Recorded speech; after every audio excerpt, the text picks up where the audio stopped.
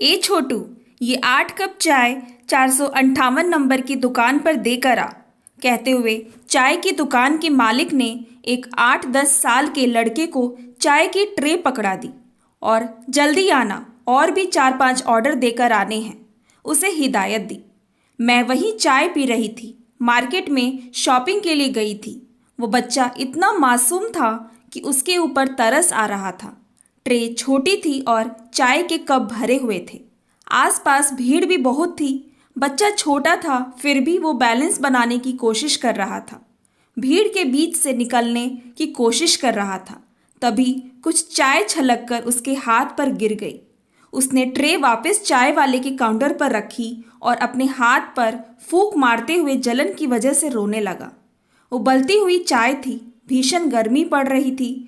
मैं उस बच्चे की पीड़ा समझ सकती थी, क्योंकि 2-3 दिन पहले उबलते हुए दूध से मेरा भी हाथ जला था।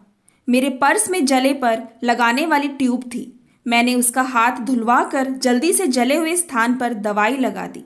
मैंने उससे उसका नाम पूछा तो उसने अपना नाम विकास बताया और कहा, यहाँ तो सब मुझे छोटू कहकर बुलाते हैं। इतनी देर तक उसका मालिक उस पर चिल्लाता रहा। उसे उस बच्चे से कोई हमदर्दी नहीं थी। उसने उसके भाई को फ़ोन लगाया और उससे गुस्से में बोला, लेकर जा अपने निठल्ले भाई को यहाँ से। मुझे नहीं लगाना इसे, काम करना तो कुछ आता नहीं है, नुकसान कर दिया सो अलग। अब मुझसे चुप नहीं रहा गया। मैंने उसे डांटते हुए कहा, एक तो आप इतने छोटे बच्चे से काम करवा रहे हो, ऊपर से उसका हाथ जल गया, तो हमदर्दी दिखाने की जगह आप उस पर चिल्ला रहे हो। तभी उसका भाई वहां आ गया।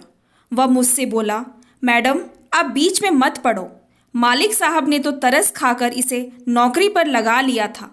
यह मेरे ही गांव का है। इसके पिता की खेत में किसी जहरीले कीड़े के काटने से मृत्यु हो गई थी। घर में इसके 4 छोटे भाई बहन हैं, इसीलिए इसकी माँ घर से बाहर जाकर काम नहीं कर सकती। घर में ही छोटा मोटा काम कर लेती है, पर उससे घर का गुजारा होना मुश्किल है। इसीलिए इसे मेरे साथ शहर भेज दिया, ताकि 2 पैसे कमाकर अपने घर वालों की सहायता कर सके। अब चाय की दुकान के मालिक को भी मुझ पर चिल्लाने का मौका मिल गया था। पूरे ताव में बोला, मैडम अब आप कहोगी ये तो गैर कानूनी है, इसकी तो पढ़ने की उम्र है।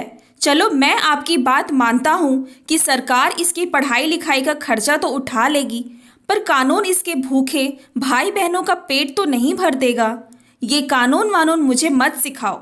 मुझे कुछ समझ नहीं आ रहा था कि कसूरवार किसको ठहराऊं, विकास के परिवार को, उसके मालिक को, या उसकी किस्मत को।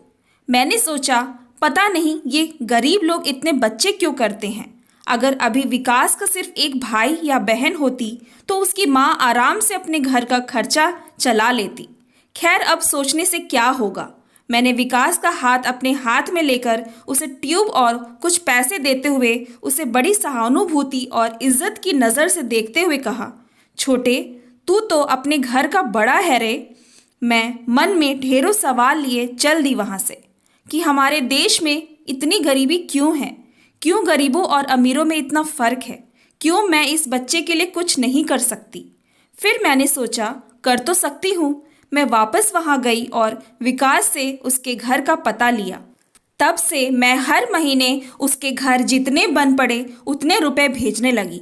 मैंने सोचा, देश का हर अमीर अपनी मर्जी से देश के 1-2 मजबूर परिवारों की मदद करने लगे तो कम से कम वो भी थोड़ी अच्छी ज़िंदगी जी सकेंगे। Thanks for watching. Please like and subscribe my channel.